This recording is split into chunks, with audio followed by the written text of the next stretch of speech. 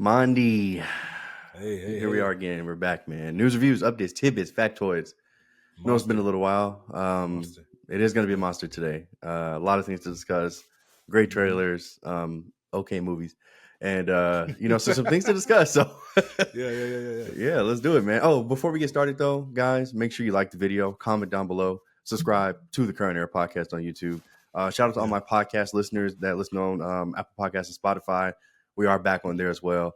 All 10 of you. So you're welcome. I do it for the people. But let's do it, Monty. Let's go. Hey, man, if it's 10 out of 43, it's a fucking big chunk of our True. Let's start off with some Star Wars, Marvel, and DC news. Only one bit of Star Wars news here today, guys. Jeremy Allen White, as you guys may know, is Carmy on the Bear, has been officially cast as Rata the Hutt. This is Jabba the Hutt's son in the Mandalorian and Grogu. Why do studios do this? Like he's gonna be CG or he's gonna be a puppet. Like, why waste money on Jeremy Allen White? Is it? I know why. It's purely for the marketing. Yes. But like, why blow Why blow $5 billion on this? Like, you don't fucking have to. Just get a competent voice actor, and you can just put that money towards something else in the film. But sure. What if he's not like CGI or like a an animatronic? Like what if it's just him? Like Jeremy Allen White in a worm costume? Yeah, it was just fucking Jeremy Allen White. He's walking around. Well, in that case, it's fucking worth it, bitch. Yeah, they're fucking worth it. Yeah. So we'll see, I guess. Who gives a fuck? I'm sorry, this doesn't matter. Jeremy Allen fucking White, get that shit out of here. Jabba the Hutt's son. Yeah. Wow. Okay. Star Wars has grown. Chris Evans and Robert Downey Jr. will both return to the MCU in Avengers Doomsday. Has now been confirmed in theaters May 1st, 2026. Sorry. Chris Evans' role is unknown. Others are speculating it won't be Captain America.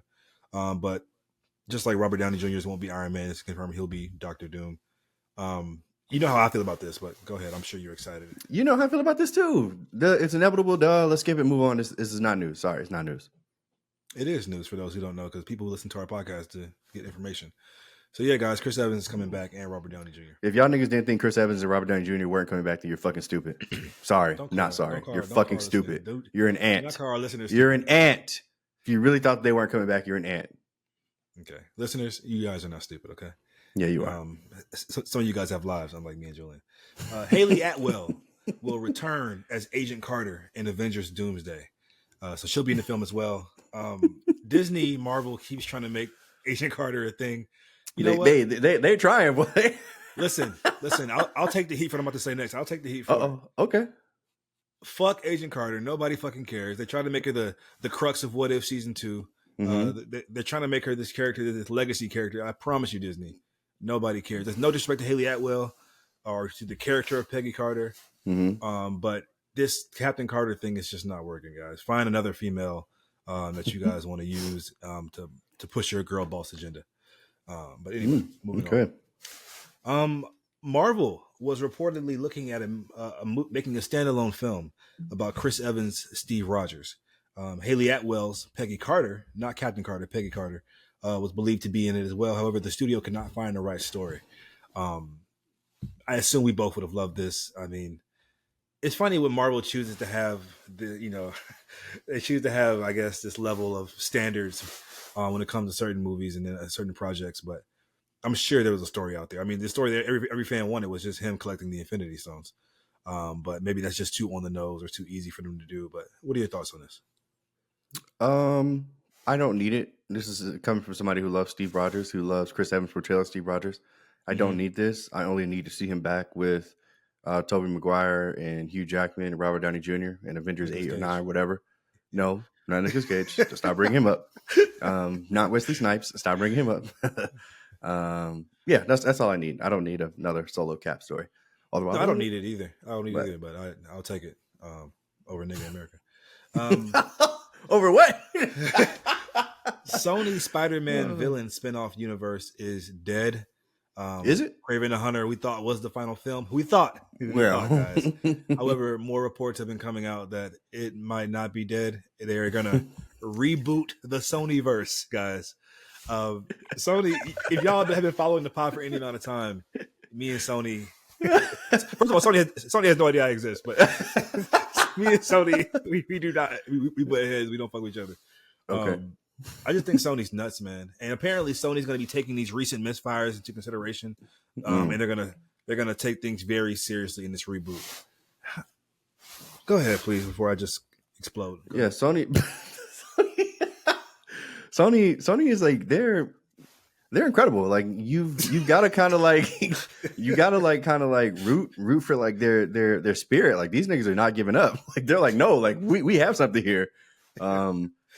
Look, I used to just go blindly to see everything that especially if it was superhero related. It didn't matter. This past year especially, I've kind of put my foot down.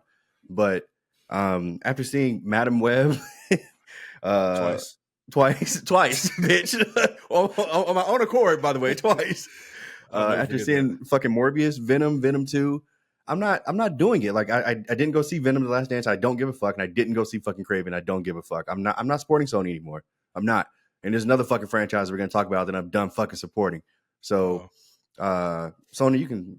I'm not gonna say suck my dick, but fuck you, Sony. Fuck you.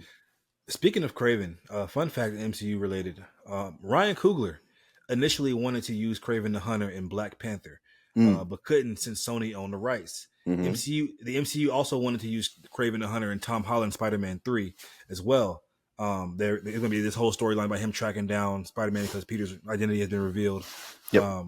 But however, this is before they had the No Way Home concept. But Sony said no because they wanted to establish him first in their own movie. So interesting. I could have definitely seen Craven in Black just because of his nature and him and Black Panther interacting. And I could have also obviously seen him and Tom Holland as well. So we were probably deprived of a better interpretation. But Sony, man, well, they put their foot down. They did this in Insomniac Spider-Man 2 game. Craven was one of the main villains, if not the main villain, in that video game storyline. So it could have just been more selfish. They were like, actually, we got a video game coming out, bitch. And this is kind of the storyline we're already going with. So we'll see. Yeah. Well, I guess we won't see, but yeah. Also, I learned that Sony actually, I thought this whole time they were kind of banned from using Spider-Man in their films. Apparently, the report came out, they could have used Spider-Man if they wanted to. They could have, but they just chose, they didn't want to make audiences kind of, be confused with the MCU Spider-Man and their Sonyverse Spider-Man. But I guess props for that, Sony, but still, fuck y'all, because I'm pretty sure in this new rebooted universe, there's going to be a new Spider-Man. I'm about to say, like, at this point, or they could please. No. Keep Tom Holland separate. They can use Tom Holland if they want to. Yeah, they can, but just don't. Bro. Just bring back Andrew Toby and let's just fucking do it. Like something. Give me something, because I'm not going to see fucking Silver Sable, bitch. Fuck you. I'm not going to see that shit.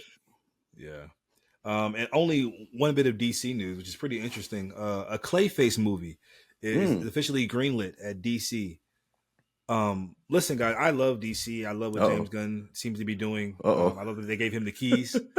But we're going to need some kind of level of like a council of reason to be around him to just rein it in. Like a James Gunn, you can't box creativity. I totally get it. But we're doing a Clayface movie before we get a Batman or a Wonder Woman film. Like, okay, James. Those have already been announced. Like, the Batman Brave and the Bold and like the Wonder Woman. Like they've hinted heavily at it in Creature Commandos. Like, I think we can interpret that the Trinity is going to be there. So this is kind of maybe year 3, year 4. Like this is just an announcement. So it's going to take forever before we actually see this. I think it starts filming next year or 2026. Yeah, I'm sure that's what they hope. But I mean, we'll see how Superman and Supergirl and everything else does. But I mean, like, I Clayface could be interesting depending on the storyline. I still think the storyline that they told in The Batman was like a really great interpretation of the Clayface character, and I would love to see that brought to the silver screen. I am a little concerned that I think one of the things I read that they were looking to go the anti-hero route again, and I'm just getting sick of it. Just make him a fucking villain, please. But I guess they just can't do it. Like they're just like, no, we're not doing that. I don't know. Yeah. So I'm assuming it has to be the Clayface from the Creature Commando show, right? Is he in there? Yeah. Did they mention him? I think they did mention him. You're right. Well, yeah. I mean, James Gunn's universe, everything's tied together. So yeah. Yeah. Okay. Well, guys, let's get into the review section of the pod. Do you finish any shows or any movies? Yeah, I have one TV show and I have 3 films to talk about. Okay, I have one stand-up special, which is the Jamie Foxx stand-up special, and I have one, two, three, 4 films. Okay, so I'll give my stand-up special review. You can give your show review. We can jump Sure. into the films. Yeah, so guys, Jamie Foxx has a new special on Netflix, a stand-up special called Jamie Foxx. What happened was what had happened was. Hmm. This is kind of unlike any kind of comedy special I've ever seen, only in the sense that it's just a mixture of so many different things. It's a mixture of obviously comedy, stand-up, which the jokes, to be honest, didn't land for me that much. Some did, but the appeal of it was everything else that it was. It was a testimony about what he went through last year with the stroke and all that kind of stuff. It was like it got real like churchy, like him giving like a sermon about his whole new outlook on life and all that kind of stuff. And then also, as you can expect with Jamie Foxx, there's like musical Music. aspect, concert kind of aspect of it as well. And so overall, I thought it was a pretty interesting, just kind of mixture of all those different things. You can tell, like I said, man, he had some deep introspection from what happened last year. You can tell it kind of changed him. And there's kind of a portion near the end of the Santa special where he's like essentially giving like a highlight reel of all his accomplishments. And Hmm. I can see it might come off as like Braggadocious. braggadocious, Hmm. but I just feel like you could just it based on what he said prior, you could just feel like it's just him like being like, yo, I'm Being thankful. alive, just being thankful for what he did. So I didn't interpret it as being braggadocious in my opinion. I feel like he's truly happy to be alive. I just wanted to like celebrate his contributions to the entertainment industry. Yeah. Overall, I feel like this special will kind of bookmark. I feel like this is like a special bookmark in his career. I feel like when it's all said and done, and he's old and and decrepit, we'll like look back on this and be like, this is a turning point in Jamie Foxx's career, and kind of like. So overall, I recommend it, guys. If you're a fan of Jamie Foxx, like I said, the jokes didn't always land for me, but everything else did, and so yeah. Cool. Please give me Cool, your cool, thoughts on cool. that. Yeah, what show So did you finish? we saw Secret Level. This is the new video game anthology series Oh that yeah, has released on Amazon Prime. For those of you that aren't aware of what this is, it's essentially Star Wars Visions, but it's supposed to be with video game characters getting their own separate episodes. So there's supposed to be a Mos Exodus episode. There's supposed to be a Mega Man episode.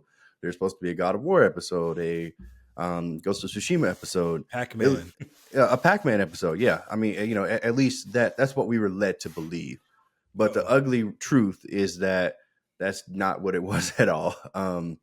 We did get a 5-minute Mega Man episode, and the 5 minutes that we saw were like it was fun. I was like, I was invested. I was like, hell yeah, and then it was over.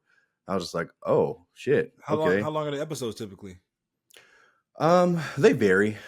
Mega Man was definitely the shortest. I think it had like a 12-minute runtime, but 7 minutes of those were credits. And I'm not Okay. kidding. Like I'm literally Okay. not kidding. The final episode was about 16 minutes, with like 3 of them being credits, which I'll talk about in a sec. But look, man, look, there were some interesting episodes here. The Mega Man episode standing out to me, and the final episode, which was the PlayStation commercial episode, essentially. And but my biggest problem is that this just isn't what I was told I was going to get. Kratos from God of War is probably the most iconic PlayStation character that they have at the moment. He was literally in this for 5 total seconds, and I'm not exaggerating. 5 total seconds, count them. So what was his story about, or what was the God There of War was no story about? story. There was no story. There was so there they they did this on purpose, by the way. They saved it until the end. It was a 15-minute episode between Kevin Hart and his daughter Heaven, who I guess make her acting debut. It was actually cool seeing them on screen together. Like it was cool. It was animated. They both did voices, but it looked like Heaven may have done some mocap for the role. So it was super cool. Like I was like, okay, well, this is interesting. Shout out to Kevin Hart getting his daughter stuff. But it was essentially one of those things where like a series of events happens and there's a chase ongoing, and like she meets these characters along the way, and then the point of the story is just to remember what it was like when you were a kid and blah blah blah blah blah, right?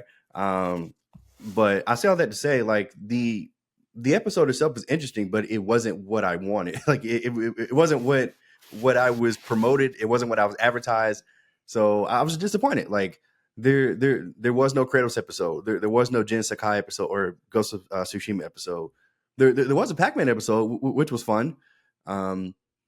But the two main things that I paid attention to this for, like the reason why I watched it as soon as it came out, was for those two characters that I just did not get.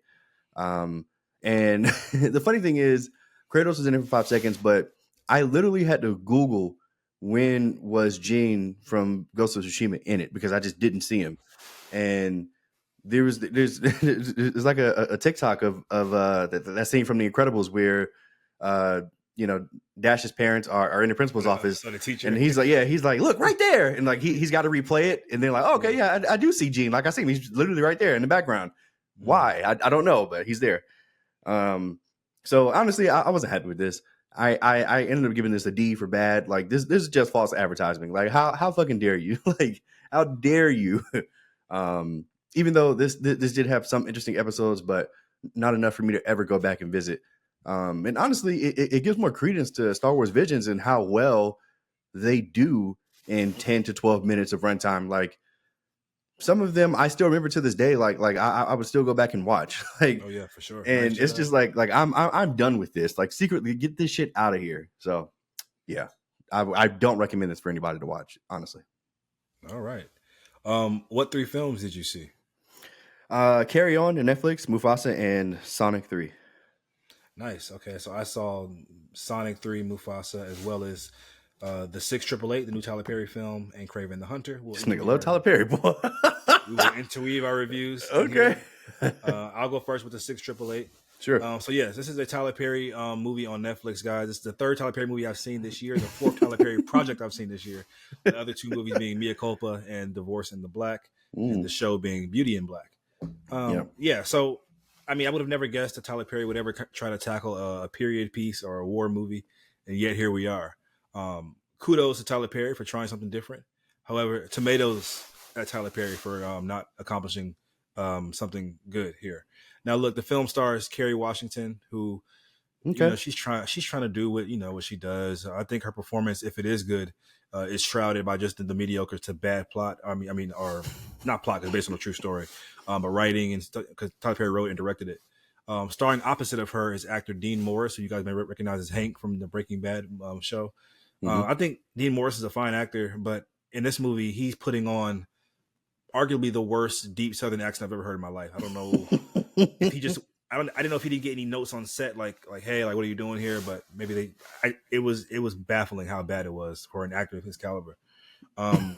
It's the best looking Tyler Perry film in years. I'll say that for sure, which kind of leads to a disheartening implication that he understands that cinematography and all that kind of stuff is important, chooses when to use it, and when to have it. So that's not the best. But my biggest grievance with the overall film, guys, is that this film feels so familiar to any kind of these war racist movies. Like, it's so many things that you've seen before, like the surface level archetypes of all these characters. Like, oh, here's the good one, here's the fat one, here's the mean one, here's the pretty one. We get surface level depictions of racism in the 40s. We get the generic score, the inspirational score that's supposed to happen to kind of manufacture feeling out of you. And lastly, we get every single trope in the book when it comes to war movies and boot camp movies. Like, you've seen this before, but done way better. And so overall, Mr. Tyler Perry, I say stick to what you do best, quote unquote, what you do best, because don't try to jump ship and try to do a different genre. You can't even perfect what you do. So I give this a C-, man. This is not the best for me. Interesting. But yeah, please give me your Carry On review. I've been hearing good things about this movie, actually. Yeah. Carry On. Believe it or not, I have seen literally no promo for this film. It's a film starring Jason Bateman and Taron Egerton. Yep. Taron Egerton. Also Dean Smith, whatever. The Hank from Breaking Bad. Yeah, him. Mm-hmm. He's in it as well. I mean, I feel like these actors are accomplished enough to get some fucking promo on Netflix, and I just didn't get it until it was basically out. But what made you see it? You said when? I said, what made you watch it? I was literally getting to that. But the the fact that I had been traveling back and forth between Atlanta and Vegas, flying through the airports, going through security, it kind of just piqued my interest. I was like, okay, let me turn it on. And man, I was pleasantly surprised by this. I think that these kind of movies kind of take inspiration from Phone Booth, starring Colin Farrell, early 2000s, which is a great movie, by the way, for anybody that hasn't seen it. This movie takes inspiration from that, but in a good way. I think that this is a damn good thriller, and it's interesting to see Jason Bateman take on this kind of role because obviously he's got Ozark now, so I think he's trying to do more serious, serious type work. I But love Bateman. yeah, but I mean, for the overwhelming majority of his career, he's been in comedy. So to see him take on this kind of role was interesting, and to see him be pretty damn good and like believable. I was like, okay, Jason Bateman, let's do it, let's get it, nigga. And of course, Taron Egerton, I think both of us think that he's a star. Like he just fucking gets it. He knows how to hold a film together. Even in this, where he's not necessarily, he's not the super spy where it cuts into scene, but like he's still really good in the lead role in this film. And the movie just works. Yeah, he has an American accent, which bothers me, but it's just because I know that he doesn't, like, you know what I mean? Like, it's one of those things, like, I just can't look past it, but I didn't want to mention that. Shut the fuck up, money.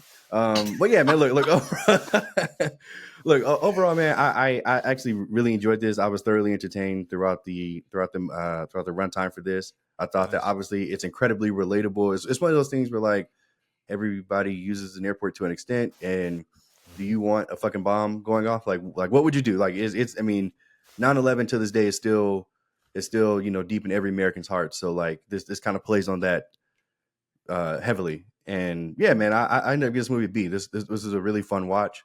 I actually recommend this to anybody. It's on Netflix. It's called Carry On. So starring Taron Egerton. Yeah, I actually just watched this movie, Elton John biopic recently. Rocket Man. He's a star for sure. I mean, he's a really great actor. Did you ever see Rocket Man? No, but around the same time he did Sing, which he did the song from that nigga. So Elton John. Yeah, okay, I'll do my Craven review, and then we can do our Sonic and Mufasa reviews together. So yeah, guys, Craven. This is the third Sonyverse movie this year, guys. Isn't that insane? It is. Madam Web, Venom 3, and now this one. This is another, like you said earlier, it's a villain turned anti-hero story. This is Sony loves just having, I guess, a universe full of anti-heroes. Now look, guys, this film feels like every other Sonyverse film. Which I'm sad to report, because I actually was optimistic. I don't know why. The trailer is kind of sold. What to say? What? Okay. It's got video game cutscene dialogue, horrible ADR. It feels 20 years too late. I feel like it should have come out in 2004. But even those movies that came out in 2004, at least it had some kind of heart to them. Mm-hmm. You know, these are just kind of void of all that kind of stuff. And the greatest sin of all these movies is that they're all just kind of void of any kind of emotional attachment or character development with any of these characters. It's so strange because if the Sonyverse was your only kind of bubble experience with these actors, like let's say an Aaron Taylor Johnson or Tom Hardy or fucking Dakota Johnson or Jared Leto, you'd think that these are horrible, or not horrible. We think they weren't competent actors, and these are all very, very competent actors. So I have to think it's the Sony machine, that's behind these performances. Overall, man, this movie I gave it like a C. I think I just gave it a C or a C minus. I can't remember. It's what you expect. Aaron Taylor Johnson, he didn't wow me at all as Craven. I don't know if I can blame him or the writing, because I've seen him do well in other things. He nails the physicality. I think that's always important to me. He's ripped, which is great. What the fuck are you laughing at? Shut the fuck up. How were the kills? How was the the head squishing and the knees getting punched in? How was that? Yeah, so if there's any redeeming quality about this movie, it actually is the action sequences. It's not too gory at all, and there's one really fun chase scene which I think is definitely inspired by Captain America at First Avenger, but it's done really well because Kraven's essentially just a super soldier. His what he has is even more potent or makes him more powerful than Captain America in terms of like strength and speed and stuff like that. So that's what he is, and that's what he acted like in the fight scenes. What about Rhino? How do you think about Rhino? The actor that played Rhino, I'll say I think he knows he's in a bad movie, and so he made it fun, his performance. But when he actually became the Rhino, it was nothing special, just a CGI fest. Oh, okay. And so that's all. A lot of people were hating on that. I was just like, I think like Rhino to me. Yeah, I didn't get the hate on over the design like that, but okay, got it. Cool. Didn't miss nothing. Thought so. Yeah. Let's talk Sonic 3. I would love your thoughts.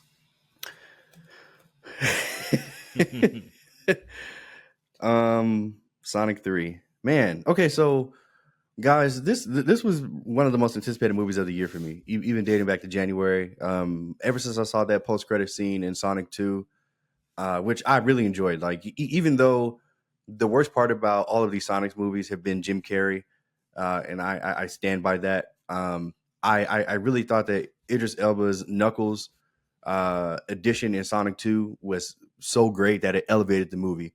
And then the ending with the Chaos Emeralds and Supersonic, like I was like, wow, like this is a good fucking film. I can't wait for part 3. And then part 3 happened. Look, I understand that usually I'm in the minority, so this is anything for me. But I feel like I'm literally the only person on earth that feels this way. This movie fucking sucked. This was a bad movie.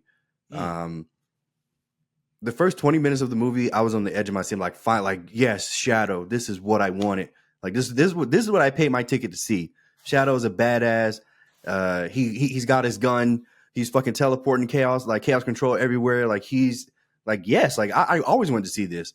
And then they quickly moved Shadow aside for the next hour and 20 minutes of the film and focused on not one, but 2 Jim Carreys. And bro, I was ready to walk out of the theater. I'm not kidding. Look, man, if Jim Carrey's fucking if you appreciate what he is and who he is as an actor, fine. I just don't like it in the Sonic verse. I just don't like it. And I think the I think the fact that I had to deal with it double time in this movie was just it was just irking the fuck out of me. It just was, especially when it came at the expense of pushing Shadow to the side, which is Shadow's the character that I really wanted to see. Obviously, Team Sonic with Knuckles, Tails, and Sonic, like they have their chemistry. Like it's always great to me when they're on the screen.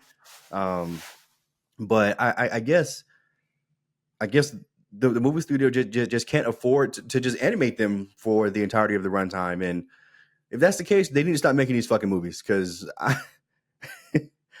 I am done supporting these films as long as Jim Carrey is a part of them. He has died in every single one of these movies, and he is back in every single one of these movies. So they're going to continue to make movies. There's going to be a Shadow spinoff. If you saw the post credit scene, great for you. But bro, I can't. This was bad. Like there were 2 times in the middle of this movie where I looked at Avi and I was like, I'm sorry. Like, I'm sorry I brought you here for this bullshit. This movie, it was just like a little, no, it was just a little fucking kids fest. Now, look, if you're a diehard and, they were able to play on your nostalgia enough, then great. But the nostalgia couldn't save me. It just couldn't. And I'm the easiest person to get with nostalgia. Like, it's so easy. Like, live and learn at the end, Supersonic, Super Shadow, the fight, like it didn't save me, bro. It didn't save me. Like, I love that part of it. It didn't save the film. Like, it was, I don't ever want to see this shit again. I'm done with Sonic. This is the D. This is one of the worst fucking movies I've ever seen. Get this shit out of here. Give me your thoughts, Money. Wow. A lot of Sonic fans have been loving it online. I know they have. Fucking dorks. I thought you would have loved it as well. Amy, Metal Sonic. Like, what? Get that shit out of here. Oh, man. Well, first of all, I saw this movie at a Regal. I had to see it at Regal because for those who don't know, I'm an AMC guy, AMC for life. And I just keep forgetting Regal has fucking commercials in between their trailers, and that's just the ghettoest thing I've ever seen in my life. But anyway, on to the review. I think the best part of this film was the action sequences. I think that they were the highlight of the film for me, from an animated standard or even a live action standard, because I don't know what you consider this film. The action sequences were just top tier. I really thought they were really good. Now, I have totally opposite feelings towards Jim Carrey than you do. I thought he was one of the saving graces of this film. And the fact that we got 2 of him just made it much more Jim Carrey-esque. I mean, Jim Carrey he's more and more unhinged in every movie, and it's just hilarious. So, like, some of his bits were just like had me dying laughing. I'm sorry, it works for me. I need Jim Carrey back in the 4th installment. Now, have fun, man. Overall, I was disappointed, man. I think that the previous movie, Sonic the Hedgehog 2, was just better. It was just more well written, and it was just more fun at the end of the day. It was. This movie with Shadow, I was excited for Shadow as well. I don't have as much context as you, but played some of the games on the Game Boy Advance growing up. I thought that Shadow, his dynamic with Sonic was too familiar or too similar to the dynamic between Knuckles and Sonic the Hedgehog 2. Both Knuckles and Shadow represent this kind of bad boy, badass guy who is the opposite of Sonic in every way. Best Sonic at first. By the end of the film, we realize that he's not really a bad guy, just kind of due to circumstance. And I feel like that was just a very similar arc to Knuckles' arc. Am I tripping on that thought process? No. Okay. Also, I thought that they had something really cool to mine there with the whole Shadow and Eggman dynamic. It kind of felt like Vader and like Palpatine almost, like the apprentice who's just blindly led by the master. But they didn't really do anything with that. I thought that could have been a really cool angle to approach that storyline from. So I thought that was kind of a bummer. Overall, I had more fun with the movie than you. Clearly, I didn't think it was horrible. I don't think it was good by any means at all either. I think if you watch the movies, there's a post-credit scene, there's a mid-credit scene, and a post-credit scene. That definitely is gonna. Sonic 4 is already been greenlit, guys. By the way, so Sonic 4 is happening. It's being released 2027. I'm here for these movies, even though I didn't love this one. These movies are just a little fun little escape, man. I love to see Team Sonic and the gang run up and down the street. I give this film a C+. I didn't hate it as much as you did. You gave it a D, right? A D. This is a bad movie. But I do have some questions for you as a resident Sonic fan here. Maybe I'm not a Sonic fan. Is Shadow teleporting, or is he just running so fast it looks like he's teleporting? He's teleporting. He uses chaos control in his Sonic rings, in his little rings on his wrist. Yeah. He stores chaos energy, which allows him to teleport. Okay, that wasn't explained at all. They just thought it wasn't, and I guess we're just supposed to know that. Don't get me fucking started, Marty. I'm sorry. Don't get me fucking started. And the whole thing with Shadow and Maria, like, is that like, I was confused on the dynamic. Is that like his friend or like his bitch? Like, is that his, like, is that like his? I'm so serious. Is that like his best friend? Or he's like fucking on Maria? Like, what's the dynamic there? I mean, in the earliest iterations, they were supposed to be friends. Okay. But yeah, I mean, I do think they kind of blurred the lines here of like, are they lovers or are they friends? But she was a little girl, so I'm gonna assume that they assumed to portray that she was just his one friend in the world. Yeah. Okay. I was getting mixed signals. I didn't know what the fuck was going on. What if a post-credit scene was just anyway? Tails, by the way, is my new favorite in Team Sonic. I don't know. Tails is just so cute. This movie, so cute. I like Tails, man. Kind of like Tails is like the Donatello of the group. So I really like Donatello my best in Turtles as well. So yeah, I like. That's why I like you. The glasses, smart. You're fine. Anyway. Okay. I hate you don't go along with it. But yeah, guys, let's move on to Sonic 3 can go to hell. Let's move the fuck on. Thank you. I always wanted a brother. Let's move on to Mufasa. I always wanted a brother.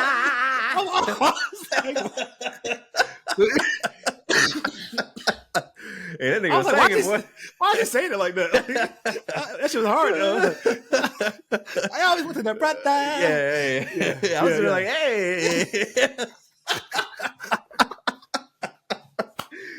Yeah. Oh my god. Yeah. Mufasa the Lion King. Look. I'll be the first to admit that this movie was not on my radar at all. Like I wasn't excited to see this. I didn't give a fuck if I saw it or not. Why'd you go see it? Because I wanted to go see Sonic on Thursday. But this was playing at a more convenient time. So I was like, you know what? I'll go see it, whatever. I mean, and then... You saw this first? Okay. Yeah, and then I'll go see Sonic on Friday. Well, thank God. And then, I mean, and I ended up seeing this, man. I absolutely loved this, man. Like, I'm not going to lie. Wow. Like, don't get me wrong. Like, it's very formulaic. It's very familiar. You can tell the story beats, like, okay. Like, it's so funny. Like, as soon as I saw Sarabi, I was like, oh, snap, Sarabi. And then I was like, oh, snap, Sarabi. Because, like, I automatically knew where it was going to go. Like, I was like, okay, clearly Scar's going to like her. And then chaos ensues. I'll say, like, some of the voice acting performances took me by surprise. I'm like, man. Like, bitch, that wasn't Scar. Shut up. I was like, man, like, this is pretty good. Like, fucking Mads Mikkelsen as the, whatever that White Tiger was. That nigga was fire. I was like, okay. I forgot his name. But yeah, he's like a legendary actor, bro. Like, come on. Yeah, I mean, yeah, but voice acting is different. We know. That's true. Fucking Lakeith Stanfield, bitch, talking to you, bitch. Shit, he's over there. Anyway, and yeah, like I didn't realize that it was Blue Ivy is Kiara. I thought that was super cool. Beyonce definitely got paid $100 million to say 2 lines in this movie, which is just hilarious to me. Her voice is so distinct. It's so funny. It is. It's like, I'm over here, baby. Beyonce. Not like that. You fucking racist bitch. Beyonce. But yeah, like, and look, man, I love this movie, man. Rafiki just stole the show in this movie, man. He was great, not only as a storyteller, but as a character in the fucking story that he was telling, which I thought was just hilarious. I thought that we needed those excerpts from him and Timon and Pumbaa because like this is like a heavy film. Like there's so much disaster and doom happening in basically every 20 minutes, and those little lighthearted jokey asides we had with those other characters was needed for me personally. I was like, thank God. Like poor Mufasa, but this nigga knows nothing but like heartbreak and despair. Pumbaa and Timon getting a lot of hate online. I totally enjoyed them. Really? Did you hate them? No, nigga. I just said I love them. Are you listening to me? Okay, they're getting a lot of hate. Like people are like, oh my God, I hate when the movie stopped and Timon and Pumbaa had to get their little jokes off. I was like, that's Timon and Pumbaa, nigga. Did you see Lion King 1.5? Yeah. Literally, I don't know. Maybe you didn't hear me. Literally, I just said that I literally needed those interruptions, like from those characters. But yeah, man. Overall, like this was just great. Like I enjoyed the journey, the journey between Scar and Mufasa, and yeah, it was just cool seeing everything come together. Obviously, there was perks to being a Lion King fan, where they have a drum beat here or a score there. You're like, oh, okay, Lion King, bitch. I think it made me laugh out loud that they tried so hard to get the doom when he did it to Mufasa. Like, he did it twice. Oh, okay, bitch. We get it. Foreshadowing. We get it. And then at the end, when his mom said what he said to Mufasa, like I was like, ain't no way, bro. Ain't no way. Not like this. And then like for a split second, I thought there was gonna be like, he lives in me. Lion King 2, Simba's Pride, best soundtrack. And then yeah, my lasting thought of this film was that obviously Mufasa gets to where he gets in the end, and then things shape up, characters become characters, and I was like, damn, like I like, for me, like the movie kind of ended on a sad note because I was like, damn, like Mufasa really got like 10 years left. I mean, nigga, we don't know how old he was when he had Simba. Yeah, he got 10 years left, bitch. Because him going from Aaron Pierre to James Earl Jones, yeah, more than 10 years, bro. Maybe, yeah, but 9 years, who knows? Yeah, right. Great tribute in the beginning as well for James Earl Jones, and yeah, man, I love this. I ended up giving it a B+. I couldn't give it an A just because it was a little too familiar in terms of storytelling, but I love this anyway. The songs are great, the characters are great, the voice acting was great. I have no real complaints about this. Excellent, man. This is a surprise to me. I thought you would love Sonic and not like this. Yeah. So for context, guys, The Lion King is one of my favorite films of all time. It's my favorite 2D. Favorite 2D animated film of all time. I just saw it again in theaters just this year, guys, for its anniversary, and it made me tear up. It gave me all the emotions in that 1 hour and 15-minute package. It's a perfect film. It's an A+. I have no notes for The Lion King. And my thoughts on the 2019 live action remake. It's so weird calling it live action because it's fucking not. But is that I just felt like it was a shot for shot remake of that movie, but without any of the magic. I don't think it's a bad movie at all. I enjoyed the Beyonce performance. I enjoyed Childish Gambino or Donald Glover, should I say? But I just felt very unnecessary. So I went into this film with a level of like skeptical excitement, to say the least. Mm-hmm. Even though this was all new content, but it's still part of a universe or a franchise that I love, which is The Lion King. And it's still, it takes that lore and it's canon, I guess. Now the film looks stunning. I will say that. Like, I think it's almost a disservice to call it live action to all the hardworking animators on this film. Like, all the backdrops look fucking photorealistic, or should I say video realistic. The lions are definitely emoting more in this film. That was a big issue with the part one. People were complaining how the lions look too real. You can tell they kind of changed. They tweak some things to make the lions emote more. You can tell when they're happy, when they're sad, when they're fearful. I thought all that stuff was beautifully animated, man. I really do think so. I think that the arcs of both Mufasa and Taka, or as we know him, Scar, definitely warrant a theatrical experience because Mufasa's arc is basically leaning into who he's meant to be, his legacy, and then Scar's arc is having to deal with his inadequacies in comparison to Mufasa, which is kind of hard to like live up to, you know. Now I do have an issue with the Scar turn from good to evil, like how I did in Transformers One with It kind of Megatron. just happened. Yeah. I mean, it's a kids movie, but at the same time, you can still have a gradual build up there. Like, remember how I was talking about the whole Megatron shit in Transformers One, like just happened with like a flip of a switch. I felt the same way here. But whatever. And does everybody need a fucking origin story these days? I mean, Jesus Christ. I mean, I think there's beauty in the unknown. But like Mufasa, we learned how he became king, obviously, of Pride Rock. We learned how Scar became evil. We learned how Sarabi and Mufasa fell in love. We learned how fucking Zazu became the king's assistant. We learned how Rafiki got iconic staff. I'm like, sure, but like, do we need to know that? So overall, man, I think you enjoyed the film more than me, even though I still enjoyed it for sure. I think that Lin-Manuel Miranda was, who was severely missed in Moana 2. I think his musical style doesn't always. Yeah, nigga, choke it up. No, his musical style doesn't always fit the Lion King aesthetic, in my opinion. Now there are some standout songs, obviously. Like I always went to the breath, and there's a straight up R&B duet between Mufasa and Sarabi. I was like, what in the snow. Like, I was like, yes. Okay, but the other songs that Lin-Man like the Mads Mikkelsen song, Bye Bye, like nigga, that's like an Encanto song. Like, why is that in like? I thought it was funny. It's not memorable. Like I know it's hard to compare it to that Elton John fucking or the even Lion King 2 music, but I don't know if Lin-Manuel Miranda's style actually fit all the way. But honestly, though, I'll say this as my lasting thoughts. I'll say that I have no desire to watch this film again anytime soon, even though I think it's well made. I think Barry Jenkins, obviously, it's funny, like the director of fucking Moonlight made this movie. It's insane.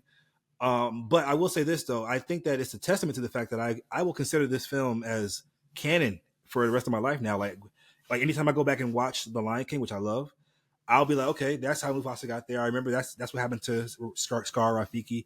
So I think that because I accept this movie as official lore, then it won. So I give Mufasa The Lion King, I gave it a B-. So yeah, nice. All right, let's move on. Damn, we took a long time on reviews. Okay, should we? That's okay. Trailer. I'm gonna say, should we cut and then just go do a part 2? No. All right, let's do it. Let's talk some trailers. All right. Guys, the trailer for White Lotus Season 3 comes out on Max February 16th. The White Lotus is one of my favorite shows out right now. I'm so excited for this show. Julian, I think you would. I think you'd like it. Season 1 is really good. Season 2 is my favorite season. So yeah, guys, watch the White Lotus trailer if you have not seen it. We have the trailer for some movies now. The first trailer is for 28 Years Later, coming June 20th next year. Funny fact, guys, this movie was shot on an iPhone. Isn't that insane? Because it looks fucking crazy. I'm sure they had some crazy editing tools, but still, like, what the fuck? That's insane. And it's the most watched horror movie trailer of all time. I'm sorry, it's the second most watched. Number 1 is still It Chapter 2 trailer. But I haven't watched 28 Days Later or 28 Weeks Later. I definitely plan on before I watch this movie because I love zombies. I don't know. It's one of the movies that just kind of escaped me. But yeah, the trailer looked good though. What are your thoughts? Yeah, sure. I mean, without having literally any context of what was going on, yeah, it looked good, I guess, visually. On an but iPhone. I have no desire to watch this. So, yeah. We have the trailer for a new movie titled Novocaine, starring Jack Quaid as a man Huey. Huey from The Boy. A man that can't feel any pain and must save his girlfriend. In theaters March 14th. His girlfriend is the actress from from the movie Prey on Hulu, the Predator movie. Yeah, what are your thoughts on this trailer? I thought, I think this is one of those things where, like, the more of it I watched, the less interested I became, unfortunately. I think, like, throughout the first 30 seconds when they were kind of explaining things, I was like, okay. And then once I saw that essentially it's just going to be, a film of hijinks with them exploiting the fact that he can just be hurt, I was just like, I'm okay. Is this just like this? Like, this is literally what Deadpool Wolverine's for. This is what Duplicate's for. Like, this is just people that can get fucked up in the most disgusting ways. And just because they can. So like, I'm cool. I don't want to see him stick his hand in a pat of boiling grease. I don't want to see him get stabbed in the hand just to stab somebody else. Like, y'all have fun. I'm okay. Yeah, I think you kind of hit like the nail on the head. I think it did kind of lose my interest as the trailer went on, but I think it entertained me enough to. I do like Jack Quaid as an actor. I think I probably will check this out. We've seen the idea of someone who can't feel pain before so many times, where they being Kick Ass, with Aaron Taylor Johnson's character Kick Ass, or even Ajax in the first Deadpool movie. So interested to see if they can bring anything new to that kind of tried and true concept. Next trailer is for Warfare. This is an Iraq war film starring Will Poulter, Charles Melton, Joseph Quinn, Noah Centineo, directed by Ray Mendoza and Alex Garland, coming in theaters next year. What are your thoughts on this trailer? Ray Mendoza is an actual war veteran, is what it said, which is crazy. Yeah. Man, he said based on his memory. Yeah, look, war movies, they're just not my thing. But I don't know. I can't say it didn't look interesting, because sure it did. Like, we're seeing like close combat. We're seeing, I mean, to an extent, this is like historical accuracy, like, based on what he remembers. So like, that's pretty cool. But I don't know. I don't know if I really want to see this type of film in like war. But for all those war freaks out there, here you go. This is for you. Yeah, man, this was intense, man. This is A24. I think this is so smart to have the combination of Ray Mendoza, who, like you said, is an actual war veteran and experienced these events, and somebody who's a tried and true director, writer, Alex Garland, who made Civil War. Like, we know Alex Garland, based on the last act in Civil War, he can do this kind of shit and make it feel real visceral and shit like that. So I think combining the expertise of like a real director and somebody that actually went through it is like just such a smart idea. So I'm really excited to see this, man. So yeah. What the fuck are you laughing at? Next trailer is for Death of a Unicorn, starring Paul Rudd and Jenna Ortega. Another A24 film, coming to theaters spring next year. Killer Unicorns. What are your thoughts? Yeah, talk about a trailer that lost my fucking interest the more it went on. I have no interest in this either. Shout out to Jenna Ortega. She's working, boy. She's in everything. Shout out to Paul Rudd. It's good to see him in something else besides fucking Ant-Man for a change, but I don't get the white shit out of here. I don't care about this. Wow. I'm not going to see this. Can you stop alienating? Ghostbusters is white. We don't have a white audience. We literally don't. We're trying to get one. Fucking pay for them niggas. Anyway, yeah, this trailer. I think I'm going to watch it just because it looks bonkers, and I'll support Jenna Ortega. But I'm expecting the bare minimum, to be honest. But I can't say it's not original. I can't say that. Killer Unicorns. Next trailer is for a trailer that actually really surprised me in terms of how good it was. Karate Kid Legends, starring Jackie Chan, Ben Wang, Ralph Macchio, in theaters May 30th next year. Please give me your thoughts. Yeah, man. Wow. Wow. I didn't expect it to be so put together so quickly. It feels like just yesterday where they announced that this was happening, and they were casting, right? Yeah, like they were searching for the next Karate Kid, and then Ben Wang was, like, it's just like, wow, okay. Look, I'll say this: I'm really rooting for Ben Wang here. I didn't think he was great or standoutish at all in American Born Chinese. This is his first feature-length film, so hopefully being around somebody like Ralph Macchio and Jackie fucking Chan can make him shine. I'm expecting to see Jaden Smith in some capacity. This nigga's going to be the post-credit scene. Jaden Smith comes on the screen in the post-credit scene of Karate Kid, the theater is going to go nuts. It's going to be a Thanos reveal. Yeah, it really is. Yeah, it really is. It really is. And God. Yeah, like, man, the trailer looked great, man. I mean, like, I don't want to see any more. Like, I don't want to see another action scene. I'm super excited for this. I can't wait for this. I'm not gonna lie, man. I went into this trailer thinking it's gonna be some ass, like just some corny kind of, but I was totally impressed. It looks great. The fight choreo looks clean. It looks like a compelling story. I'm excited, man. I just made my excitement threefold for this movie. So this is how you do a trailer. Yeah, so we have the trailer for James Gunn's Superman has been released, coming to theaters next year, July 11th. It's one of the top 5 biggest movie trailers for a comic book movie of all time. Number 5 is Superman. 4, Avengers Endgame, the trailer. 3, Avengers Endgame, the teaser. 2, Spider-Man No Way Home, and number 1, Deadpool and Wolverine. So yeah, man, Really? give me your thoughts. Yeah, Hmm. Deadpool Wolverine had 365 million views in the first 24 hours. So yeah, give me your thoughts, man. All right. Superman, the trailer. Yeah. I've seen this trailer about 15 times at this point. Um, um, what's fucking funny, bitch? You're hilarious. Go What's ahead. fucking funny? Yeah, I mean, look, okay, all right. I'll start by criticizing, and then I'll just be a Yeah. fanboy. So, there wasn't a lot of dialogue, which I think was intentional. I think that please shut the fuck up. I think that obviously they want their next trailer to have all the heavy dialogue and all the story elements in it, which is fine. There seems to be a lot of characters in this thing, which I do not love right off the bat. We got Hawkgirl, Green Lantern, Metamorpho. Mr. Terrific. There we go, Mr. Terrific, and I'm sure I'm missing somebody. So it'll be interesting to see how all those people are weaved into this story, which is supposed to be under 2.5 hours, which I also do not love. But anyway, that's enough of that bullshit. Yeah, man, like I love the costume design. It looked fantastic to me. Crypto, I don't care. I'm sorry, I don't care about Crypto. He's literally only going to be in the film so he can target our heartstrings. So he's not like a real character. Yes, I will say he solos the that, Avengers. huh? I said he solos the Avengers. Crypto does. Yeah, okay.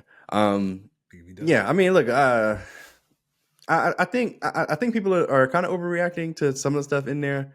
There's been like a lot of hate and a lot of comparison to the Snyderverse, which is a little weird. But overall, man, I absolutely love this. I mean, I didn't even need to see this trailer to be their opening night for a Superman film in my lifetime, but whatever, we got one.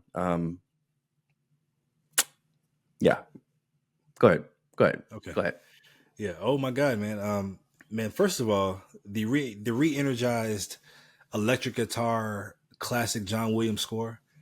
That alone. I mean, if the trailer was just that, I mean, you got me. You got me sold. I mean, what a super innovative idea. I had my doubts, man, about James Gunn having this already established universe where he's just thrown in the middle. But after watching the trailer, man, I'm sold. I mean, after watching Creature Commandos, I know it's not done yet. I see the vision, James Gunn. I see the vision. See the vision. I can't believe I'm here. I'm saying this, but I'm here for Crypto. I was totally against Crypto when I first heard he was going to be in the movie. But that little snippet of him running. First of all, I've always seen Crypto in my head as like a Labrador or like a fucking big ass dog, but to have him be this little cute dog, like what a choice. It works for me. The floppy ears. Guys, I'm a cat guy. And I'm saying this. It sold me. It's funny because when I saw somebody running in the snow, I'm like, is that fucking Flash? I was like, oh my God, that's my fucking Crypto in this bitch. The suit looks amazing. I'm already sold on the Clark and Lois relationship. I mean, this is fucking Lois. What? I'm already sold, guys. All right. Man, like you said, man, the Snyder fans, which I am a Snyder fan, but I think you can like two things at once. These niggas came out in droves online. These niggas was ganged up. What the fuck? They were doing pick by pick comparisons, trailer comparisons to Man of Steel. I still think Man of Steel might have the best trailer comic for a superhero movie of all time. Man of Steel does have the best trailer of all time. But yeah, man. I mean, Snyder fans, guys, I'm with you guys, but relax. Like it's we can enjoy two things at once. I do want to share some interesting details that James Gunn has chosen to reveal about the movie. Like apparently Lois and Clark already know each other. Lex Luthor, played by Nicholas Hoult, already hates Superman.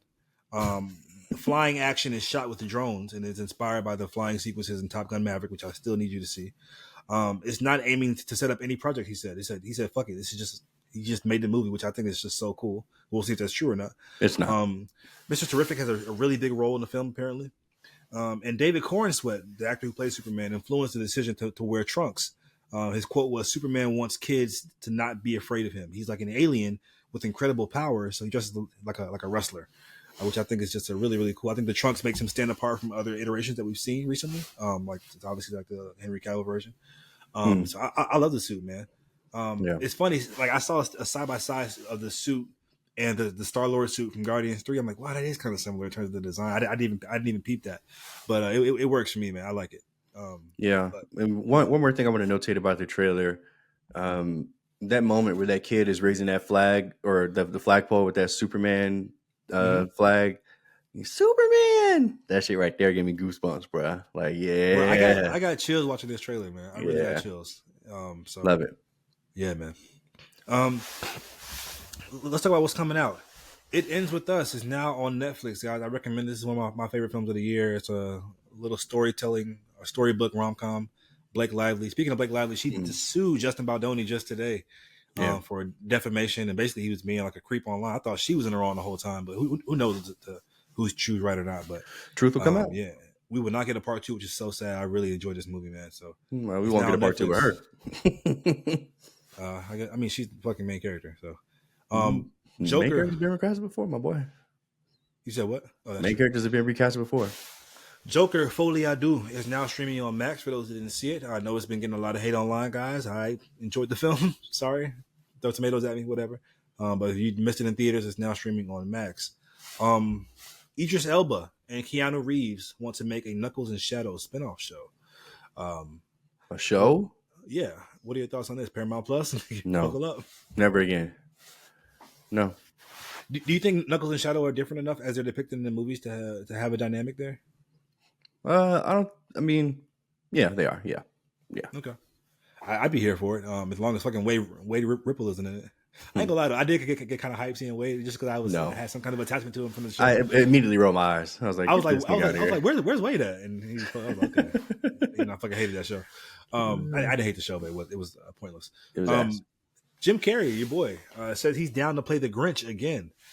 He previously said he would never do it because it was a torturous makeup process. Like it was so bad he had to train with like a Marine or some shit just to endure torture pain or whatever. Jesus. Now with motion capture, he said in modern technology, anything is possible in the world. I'm not even kidding, guys, when I say this movie would literally make $1 billion. Like the Grinch has become so beloved over the years and has become just such a Christmas classic. It's garnered such a fan base that I think this will literally make $1 billion. So Jim Carrey, fucking do it, man. And just go wild like how you did in Eggman in Sonic 3. Apparently he's also open to a sequel of The Mask as well, which I know that's another fan favorite of Jim Carrey fans. Any thoughts on any of those? Man, I don't like Jim Carrey. Okay. The literally the only thing that I is the Grinch. Like I'm like all for the Jim Carrey isms. Like in literally anything else, I'm just like, man, I don't want him at all. So you don't like the Ace Ventura films? No. Okay. ASAP Rocky will have the main role in this new Spike Lee's remake of High and Low, also starring Denzel Washington, Jeffrey Wright, and Ice Spice. Sure. But yeah. So guys, look forward to that. I don't know why you have Denzel Washington and Jeffrey Wright in the cast, but you want to cast ASAP Rocky as the lead and Ice Spice, whatever. But I trust Spike Lee. Dune Prophecy, which is the finale, will be out by the time this comes out. Has been renewed for a season 2 at HBO Max. So we get more Dune Prophecy. All my Dune Prophecy fans out there. One Punch Man season 3 is confirmed to release next year. Any thoughts on this? I know you watch One Piece or One Punch Man. One Punch Man. Jesus Christ. These animes are taking so fucking long to come out, bro. It's pissing me off. I'll be watching, but it's taking forever to come out. It's pissing me off. Speaking of anime, a My Hero Academia spinoff show is announced, which just caught me off guard. I thought it was going to be done with the last season next year. My Hero Academia Vigilantes anime has been announced. There's a new teaser trailer out right now, premiering April of next year. So this is interesting to me. They're going to expand the world, I guess. What are your thoughts on this? This has been a manga for a little while now, I believe. So there's already backstory and background on characters and what's going to happen and stuff like that. So cool. I mean, I'll check it out and give it a chance. I'm ready for the main thing though. But yeah, I mean, cool. My Hero Vigilantes. They just won't let it die. Austin Butler has been cast as Patrick Bateman in the new American Psycho movie directed by Luca Guadagnino, who directed Challengers and Queer and movies like that. This could be a big breakout role for Austin Butler. I mean, he's already pretty much broken out, but Patrick Bateman is one of those roles where actors kind of salivate the chance to play that kind of character. So, yeah. Shout out to him. A Malcolm in the Middle revival is in the works at Disney Plus with Frankie Muniz, Bryan Cranston. The cast is returning. 4 episodes long it will be, and the revival follows Malcolm and his daughter as Hal and Lois demand their presence at their 40th wedding anniversary party. I watched it in spurts growing up. I don't know all the lore, but I know this has got a pretty big fan reaction online. So yeah. Same. Didn't watch it. Maybe I've seen an episode or two. I discovered I literally didn't know it was Bryan Cranston until after I seen Breaking Bad, and I went back. I was like, "What the fuck is Bryan Cranston doing in this dumbass little show with Frankie Muniz?" But yeah, I mean, for all you people that give a fuck about Malcolm in the Middle, it's back for you. A Prison Break reboot is moving forward at Hulu. Yeah. The series will be set in the same universe as the original series, but focused on new characters. The PBCU guys. Look, Marvel, what if you fucking know? But no, but this is a show. This is a show I know I don't watch, but I know it has some major fans for Prison Break. So yeah, man, Marvel has really just started something crazy. You know, I was thinking about it the other day. Did Tyler Perry really start the shared universe first? Because he was doing his movies before the MCU was established. So but his movies aren't shared, are they? Yes, that's all one shared universe. The Diary of a Mad Black Woman, the Medea movies are all like that's like Medea's big extended families. All these different movies. Okay. So should Tyler Perry be credited with starting shared universes? No, over Marvel. Marvel Cinematic Universe. A new Tom and Jerry animated film is in the works at Warner Brothers. I grew up watching Tom and Jerry, as I'm sure you did too, and I feel like it's time for the new kids to be introduced, guys. This is just classic hijinks between two cartoons. The last film did well enough, especially because I think I'm pretty sure it released in 2021 during the pandemic, so it did well enough. Live action, kind of. Yeah. So yeah, shout out to them for getting a part 2. Let's do it. Wicked Part 2 has officially been retitled, guys. It's now called Wicked for Good in theaters November 21st of next year. This got me even more excited. Don't ask me why. But I was like, what? It does. I don't know. That sounds hard. Wicked for good, nigga. Ain't no coming back, bitch. Ain't no coming back. Nigga. Yeah, that's funny. Scar. A live action Tangled remake is in the works at Disney. From director of The Greatest Showman, and talks to direct. Man, have you ever seen Tangled? Never. It's actually one of the much better Disney newer films. And she's a welcome princess into the whole slew of princesses. I do have a fan cast real quick, guys. If I could cast the next Rapunzel in the Tangled live action remake, it would be either Sabrina Carpenter, who's my number one option. She's the top of the game right now. I think she'd be a great Disney princess. It would be Tori Kelly, but I think she's a little bit too old now. But maybe 5 years ago, Tori Kelly would have been a perfect Rapunzel as well. So yeah, those are my fan cast for the new Rapunzel. Meet the Parents 4 is in the works, guys. Robert De Niro, Ben Stiller, Terry Polo, all returning to reprise their roles. I was like, isn't this part 3? But I forgot fucking Little Fockers exists. Like, to me, that's not even canon. Like, it's not. Meet the Fockers and then Meet the Parents. Like, it's Meet the Parents, then Meet the Fockers. Yeah. It's no Little Fockers. But whatever. Yeah. I need it though. This would be. I love these movies for sure. Yeah, the first 2 movies are iconic in my opinion. Little Fockers, I totally forgot that it existed. Like, totally forgot. So yeah, now I'm glad that they're actually doing a true 3rd film in the franchise. So let's do it, man. I'll be there opening night. Oh yeah, for sure. Barbie 2 is officially in the works. There was all this talk about how Greta Gerwig, we aren't making a sequel. Yeah, bitch, it should be $1 billion. Warner Brothers was like, yes, you are making this sequel. So it's happening, which is no surprise there. No surprise. A new The Mummy movie is in the works. Yeah, let's go. The failed Tom Cruise version.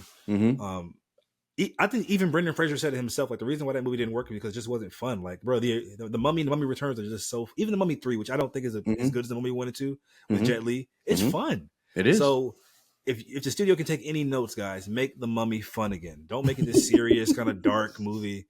We don't want fucking lore, bitch. Yeah. Okay. No. The old mummies had lore now. I'm kidding. I'm trolling. They had lore. They just took themselves way too fucking seriously. Motep. Yeah. I love The Mummy, man. I love The Mummy. I can't wait for it to come back. Hopefully Brendan Fraser has something to do in it.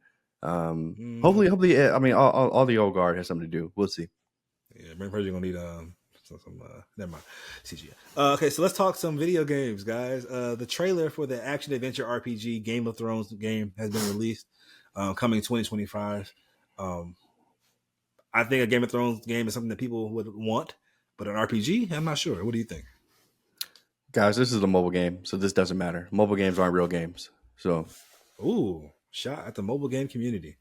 More than 600,000 Fortnite players will receive refunds after it's been discovered that Epic Games has been tricking people into making unwanted purchases. sending more than $72 million back to players, with an average amount payment being around $114 per player.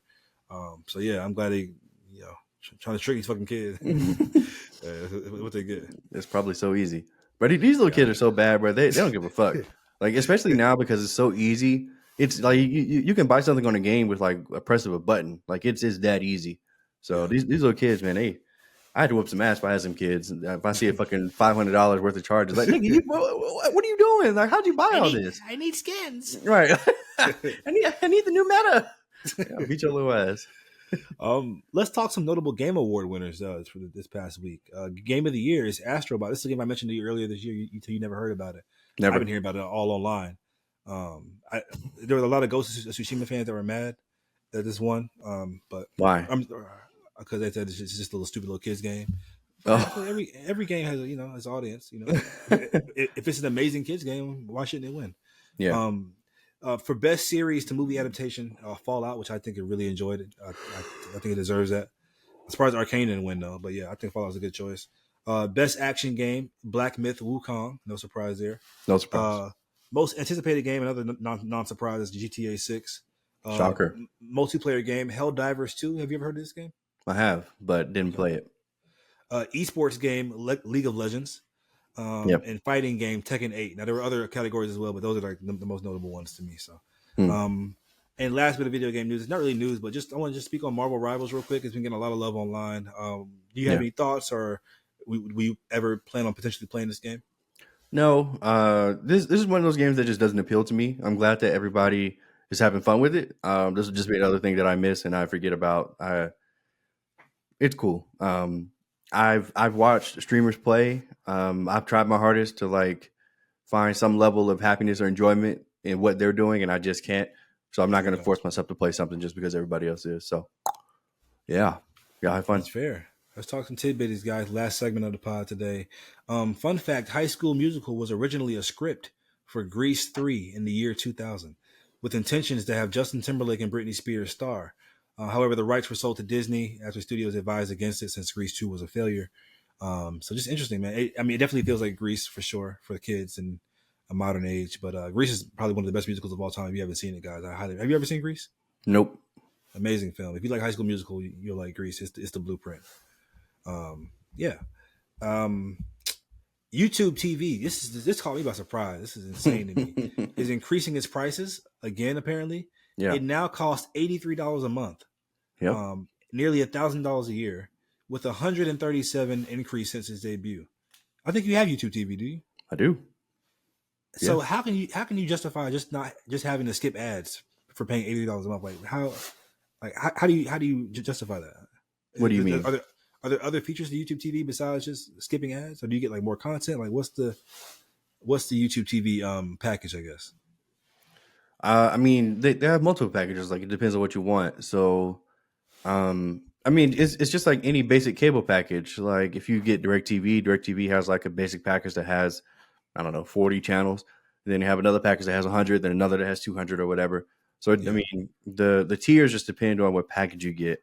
But what YouTube TV is saying is like their most basic package that started out as like $35 a month is now $85 a month, which is just crazy. It's crazy. But it's still cheaper than cable. So, we can bitch and moan and complain all we want, but it's still cheaper than cable. So, yeah. Is it cheaper than cable when you consider all the other streaming packages that one would have as well, like Netflix and Hulu and Amazon Prime? I don't know if people count that when they think about cable, because that's not live TV. So, people,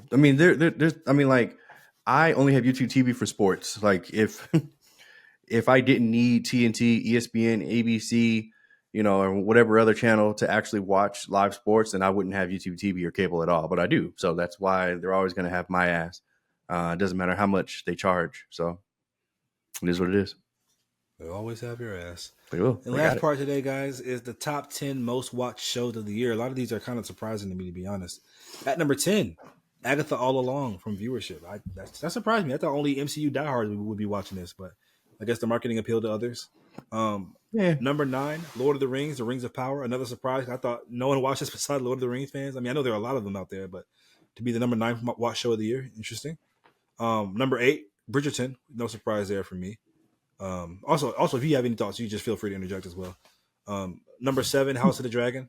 Not, I thought it was to be higher, to be honest. What the fuck are you laughing? What the fuck are you laughing? Why are you laughing? Yeah, House of the Dragon. Yeah, should have been number 1. I thought it'd be lower than that. Like higher, I guess, or lower, whatever, however you want to phrase it. Number 6, The Penguin. Number 5, The Boys. Okay. Number 4, Fallout. Fallout got more viewership than House of the Dragon, The Boys, and The Penguin. That's amazing to me. Number 3, Shogun. I think that's because of all the Emmy hype and all the Emmy nominations. People just like, oh, let me check this show out. It was also on basic cable, so I think that matters. That's a good point. Our cable aficionado over there. Number 2, we have True Detective: Night Country. I didn't even know this was a thing. What the fuck is this? I don't know. And number 1 is Bluey, and I assume it's all the little stupid kids out there. Yep. Yeah, there you go. Yeah, guys, those are the kids rule the world from a viewership standpoint. Whenever y'all are questioning why movie studios won't make something rated R, why they insist on having a PG-13, there's your answer, bitch. They don't give a fuck about you. They want the families. So, speaking of that, my theater was insanely packed for Mufasa and for Sonic. I mean, insanely packed. Again, I live in Vegas. I'm so used to being in a theater with like 2 or 3 people. Like, I'm used to it by now. Like, nobody goes to the movies in Vegas. It was packed out for Wicked. It was packed for Lion King, for Mufasa, with just a whole bunch of families, little kids, kind of annoying. And Sonic was just nothing but little kids. Niggas was dressing up. They were giving out keychains. This is like, damn, like these family movies, man, they win. I mean, I think I already saw Sonic is highest grossing this weekend and beat out Mufasa. So, it's funny. My Mufasa screening that I saw in Virginia was full of kids, and the kids, when the credits started rolling, they clapped. I've never seen a collective group of kids. Oh wow! I was like, these niggas are fucking. These niggas too smart, nigga. Like, what the fuck? Like, nigga, why little 5-year-olds know how to clap when the movie's over? These niggas all just became conscious at the same time. I was like, what the fuck? Like, that shit blew my mind. It was kind of cute though. I was like, wow, okay. But yeah. Did they bully you into clapping? No, I didn't clap at all. Hell no. Oh, okay. Nigga, I walked out because while everybody's clapping, because it's over now. So I'm trying to avoid all the kids. So nigga had to get that TikTok review out. Mondi, you're the best. Thank you so much, guys. Don't forget to like the video, comment down below, and subscribe to the Current Era Pod. Okay. Mondi, you gonna say your thing? Oh yeah, and share if you're feeling frisky. Jesus God, that sucks. Thanks, guys. See you next time.